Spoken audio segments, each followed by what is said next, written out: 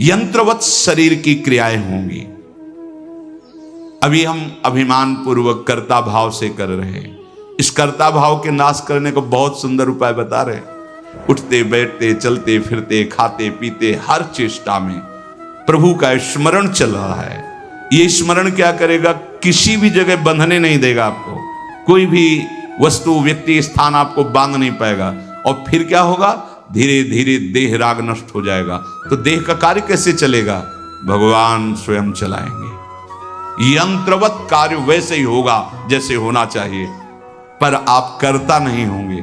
कर्ता स्मृति में डूब चुका है। ऐसे अकिंचनस्य दान्तस्य शान्तस्य समचेतसः मया संतुष्ट मनसा सर्वा सुखमया दिशः। जो अकिंचन है, स्पृहा शून्यस्य, किसी से कोई चाह नहीं, प्रभु के सिवा उनको कोई संपत्ति भाव ही नहीं है। एकमात्र हमारी संपत्ति प्रभु। अकिंचन का तात्पर्य दरिद्र नहीं होता कि फटे पुराने कपड़े पहने दरिद्र है तो उसे कहा जाए अकिंचन। नहीं, जिसके हृदय में किंचन मात्र भी प्रभु के सिवा किसी की सत्ता नहीं है, जिसके हृदय में इस लोक का साक्षात्कार हो गया है, मत्तः परतरम नान्यत् किंचिदस्ति धनंजय, वही अकिंचन है। किंचन मात्र प्रभु के सिवा कोई महत्व बुद्धि नहीं, कोई संपत्ति बुद्धि नहीं, कोई सुख बुद्धि नहीं, अन्य, वही अकिंचन कहा जाता है। अपने लोग समझते हैं अकिंचन का मतलब एक फटे पुराने कपड़े, एक दरिद्रता। वो अकिंचनता नहीं, हृदय की स्थिति का नाम अकिंचन है। वो सम्राट अम्बरीश जी के भी हृदय में है। प्रभु के सिवा कहीं भी महत्व बुद्धि, सुख बुद्धि, अपनापन नहीं रह गया है, वही अकिंचन। स्पृहा शून्यस्य अकिंचनस्य, जो स्पृहा शून्य है, कहीं किसी से कोई आस आकांक्षा अपेक्षा नहीं रह गई, एकमात्र प्रभु, वही अकिंचन है। दान्तस्य, जिसकी इंद्रियां अधीन हो गई हैं भगवत स्मृति के प्रभाव से, कहीं विषयों में विचलित नहीं होती, उसे दांत कहते हैं। प्रभु का लाडला कैसा होता है? अकिंचनस्य स्पृहा शून्यस्य दान्तस्य, अर्थात जितेंद्रियस्य, उसकी इंद्रियां अंतर्मुख होकर प्रभु के नाम रूप लीला गुण में रसास्वादन कर रही, अब बहिर्मुख नहीं हो सकती। चेष्टाएं वैसी दिखाई दे रही, क्रियाएं, वो भगवान यंत्रवत उसे चलाते हैं। शांतस्य, वो सब जगह अपने प्रभु का मंगल विधान देखते हुए शांत रहता है।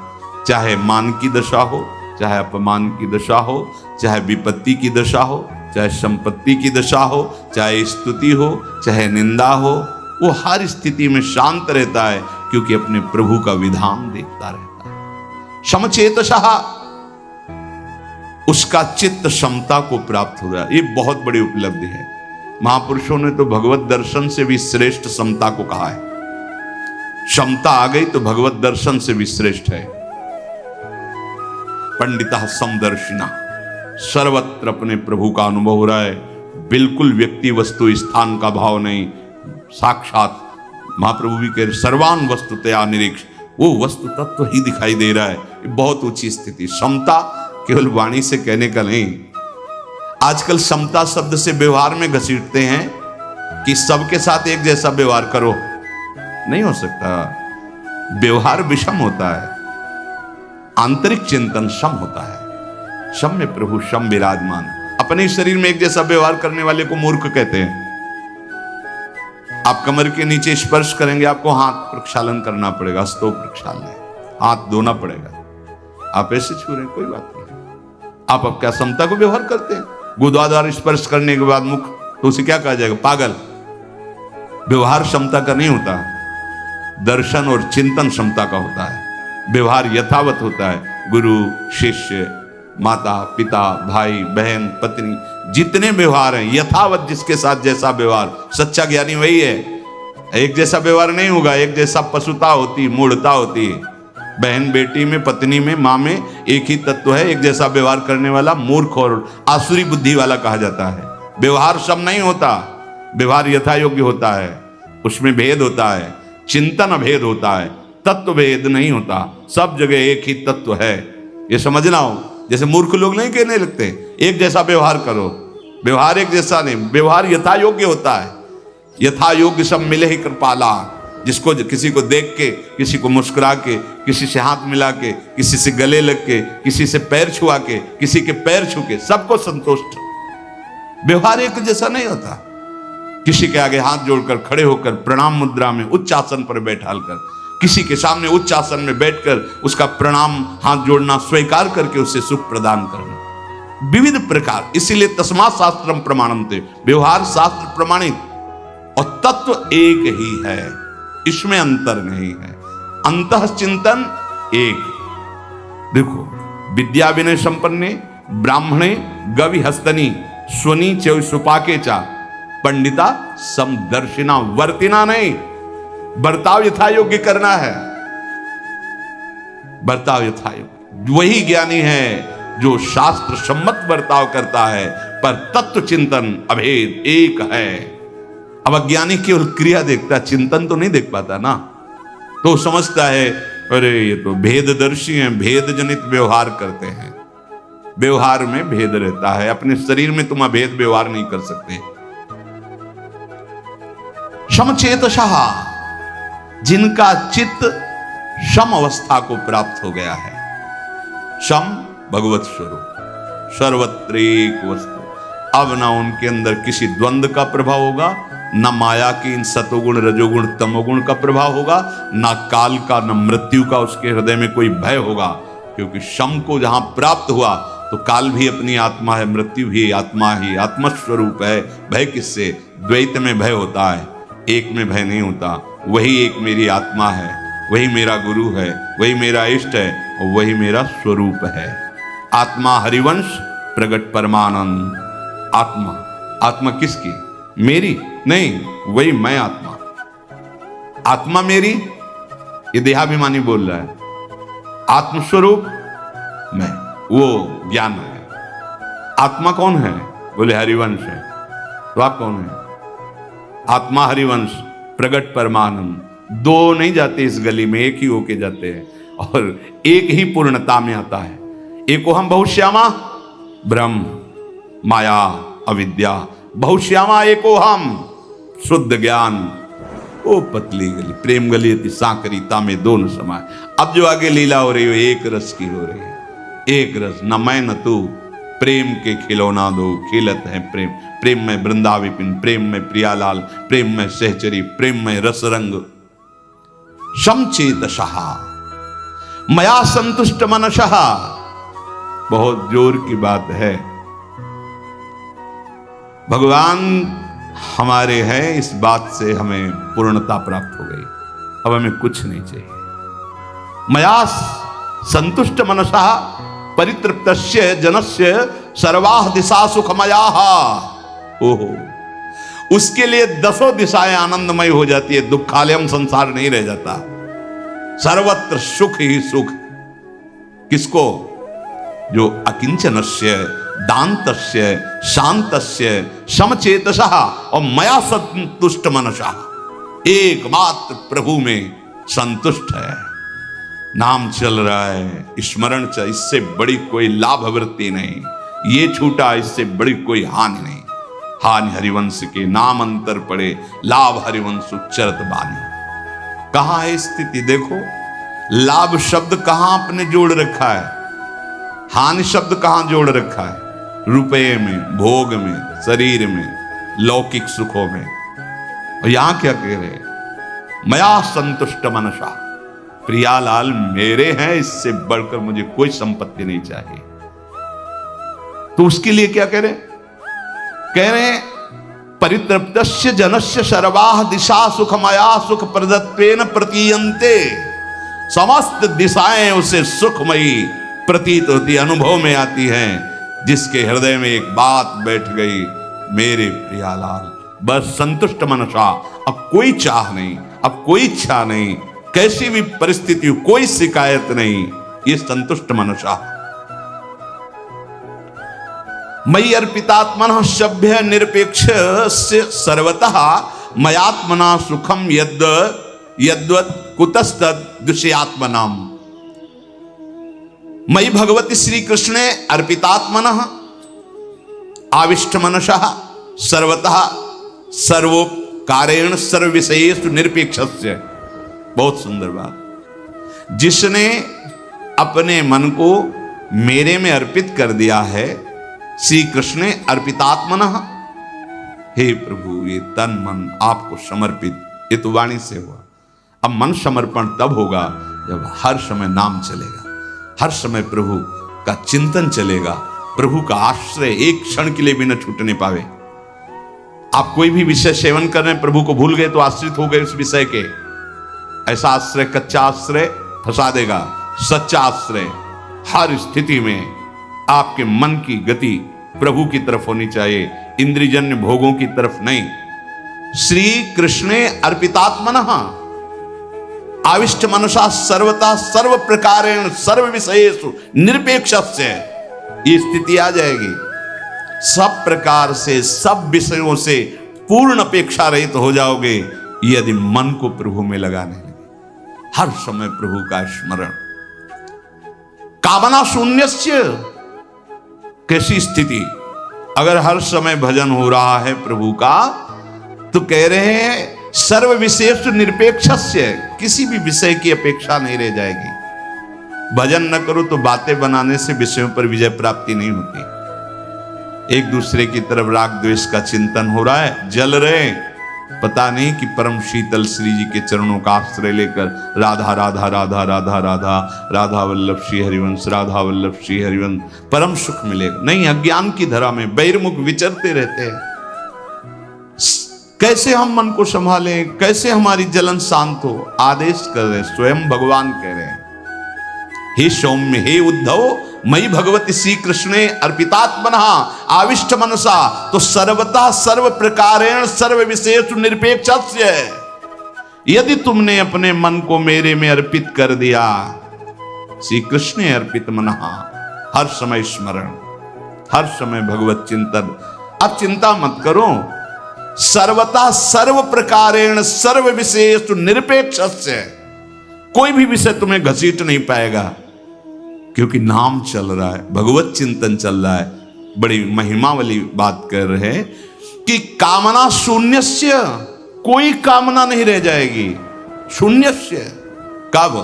अखंड स्मृति तैल धारावत अव्यावृत भजनात्। देवर्षि नारद जी कह रहे हैं अव्यावृत, बार बार वृत्ति, बार बार नाम चल रहा है, बार बार भगवत स्मृति का तार नहीं टूट रहा है, उसका ये फल होता है।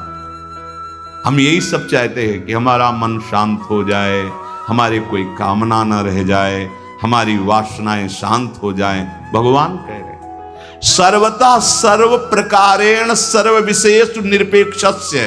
तुम्हारी स्थिति हो जाएगी, कोई भी विषय की अपेक्षा नहीं रह जाएगी।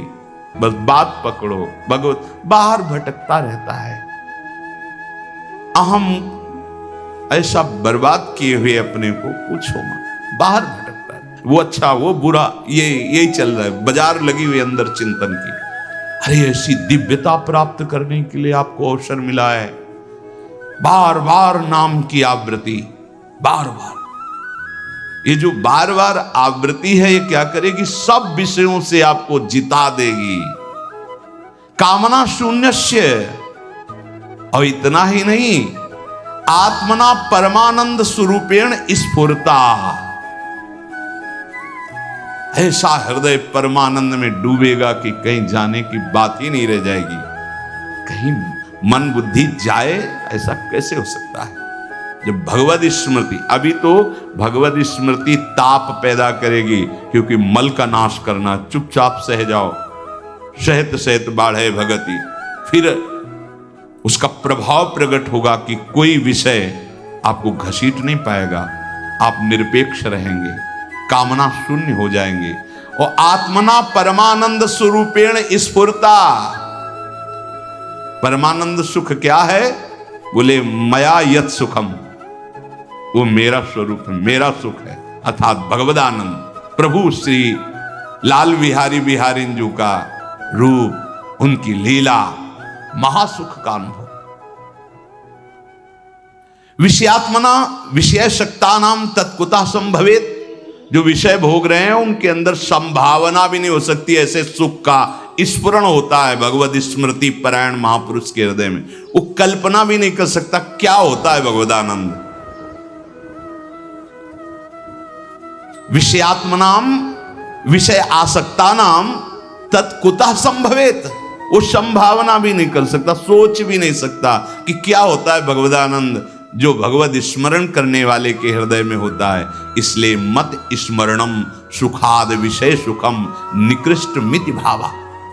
ये निकृष्ट विषय सुख का चिंतन करने वाले मन इंद्रियों को प्रभु की तरफ लगाओ। आदेश करे मत स्मरणम, मेरा स्मरण करो, इन निकृष्ट भोगों का स्मरण न करो। यही भोगों का स्मरण ही तुम्हें जन्म जन्मांतर दुख देता चला आ रहा है।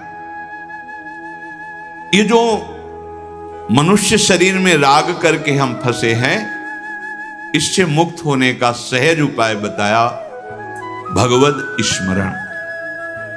अब हम इस शरीर मन और इंद्रियों की जो बार बार आसक्ति, बार बार चिंतन, बार बार भोगवृत्ति हमें परेशान कर रही है, इससे थोड़ा निश्चिंत होइए, निरपेक्ष होइए, इस पर ध्यान मत दीजिए। आपका मन जो सलाह दे रहा है, आपके मन जो बार बार प्रस्तुति कर रहा है रागात्मक द्वेषात्मक, इससे निरपेक्ष होइए। श्रीपाद कह रहे हैं अस्तुवा ममास्तुवा वस्तु यद वयम मृगयामहे वृंदारण्ये न्यस्तमेव स्वयमस्तं ब्रजद वपुः। बहुत समय से वस्तु की खोज करते रहे, अब मुझे कोई परवाह नहीं है, वो वस्तु मिले ना मिले, ध्यान देने में वही बात आ गई।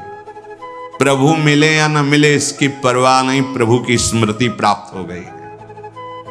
सामने प्रभु पूरी गीता जी को उपदेश किए और अर्जुन जी आह्लादित होकर बोले कि आपका बड़ा कृपा प्रसाद हुआ, हे अच्युत नष्टो मोहा स्मृतिर्लब्धा त्वत्प्रसादान मयाच्युता। हे अच्युत आपकी कृपा प्रसाद से मुझे स्मृति जागृत हो गई, स्मृति प्राप्त हो गई। बहुत समय से वयम मृगयामहे खोज रहा था, बहुत समय से, जिस सुख को, जिस आनंद को, जिस शांति को, अब खोज बंद हुई। श्रीपाद करे अस्तुवा मास्तुवा, अब मिले न मिले मुझे कोई परवाह नहीं। कब? स्मृति, आपकी स्मृति। जैसे बेपरवाही की बात आती है ना, कि आप चाहे कोटि अधर्माचरण किए हों, पापाचरण किए हों, बड़ी गलतियां हो गए, आप निश्चिंत हो जाओ, आ जाओ वृंदावन, सत्संग सुनो, शरणागति का भाव पुष्ट करो, सब नष्ट हो जाएगा। शरणागति का भाव पुष्ट स्मृति, भगवद विस्मृति के कारण ही हमारी दुर्गति हुई है, और भगवद स्मृति ही समस्त साधना का फल है। अब कुछ मिले या ना मिले, ये हम बार बार इसलिए करें कि आप देखो आपको चाहिए क्या, आपकी सिद्धि क्या है, साधना की परिपक्व अवस्था क्या है। स्मृति, खड़े बैठे चलते फिरते खाते पीते, स्मृति में आप रहते कहां है। स्मृति में देखो आपकी स्मृति का विषय क्या होता है, बिल्कुल आराम से धैर्य पूर्वक आपकी स्मृति का विषय घर परिवार भोग सामग्री रुपया पैसा मान प्रतिष्ठा राग द्वेष, कितना प्रपंच है। देखो जैसे हरिवंश प्रपंच बंच सब ये काल ब्याल को खायो, ये खाया जाएगा ऐसा नहीं है, खायो मुंह में लिया हुआ है, लीलने की बस समय का इंतजार। जैसे सांप मेढक को आधा पकड़ ले और मेढक आगे पड़े पतिंगे पर जबान मार रहा है, उसको ये पता नहीं कि मैं स्वयं काल के गाल में फंस चुका हूं, एक झटके में अंदर जाने वाला हूं। ऐसे संपूर्ण प्रपंच जितना देख रहे हो, इसका नाम मृत्युलोक है, और यह सब काल के गाल में है, चला जाएगा नहीं है, उसको बस लीलना बकाया रह गया। जैसे हरिवंश प्रपंच बंच सब ये काल ब्याल को खायो, खाएगा नहीं, खायो तो पकड़ लिया है, बस ले लेना है। और हमारी दशा उसी पतिंगे के पाने के लिए जो मेढक चेष्टा कर रहा है, जो सांप के मुंह में है, सामने पतिंगा है, वो खाना चाहता है। वही चेष्टा हमारी है कि काल ने हमें दबोच रखा है और हम विषय भोगों के लिए लालायित होकर बहिर्मुख होकर घूम रहे हैं। नहीं मिलेगा सुख, नहीं मिलेगी शांति। चाहे जितना रुपया एकत्रित कर लो, चाहे जितनी भोग सामग्री एकत्रित कर लो, चाहे जितना भोग लो, असंतुष्ट क्षीण होते हुए महान दुख को प्राप्त होगे। महापुरुष जन कर बहुत खोजा, वयम मृगयामहे, मैंने बहुत खोज की, अब मुझे चिंता नहीं है। अस्तुवा मास्तुवा, मिले या ना मिले, न्यस्तमेव स्वयमस्तम ब्रजद वपुः वृंदारण्य। अब इस शरीर को जब वृंदावन का संयोग प्राप्त हुआ, रसिकों का संग हुआ, तो प्रिया प्रीतम की स्मृति जागृत हो गई। अब वो स्मृति ऐसी व्यापक हो गई, ब्रज ऐसी व्यापक हो गई है, अब परवाह नहीं है कि वो मिले कि ना मिले। सही बात है, जहां आप अखंड स्मृति को प्राप्त हुए तो ऐसा महान सुख प्रकट होता है कि फिर कोई चाह ही नहीं रह जाती, भगवत दर्शन की भी नहीं रह जाती। क्योंकि स्मृति जिनकी हो रही है वो इतने कठोर नहीं है कि आप उनकी स्मृति में डूबे और वो छुप के रहे। नहीं, वो छुपे उनसे रहते जिनकी और चाह होती है और कामनाएं होती हैं, और जिसकी एक ही चाह है प्रभु की याद, तो प्रभु बहुत कृपाल हैं, अति उदार भी सुंदर। वो उसी स्मृति में स्वरूप जागृत करके बैठ जाते हैं, लीला जागृत करके डुबो देते।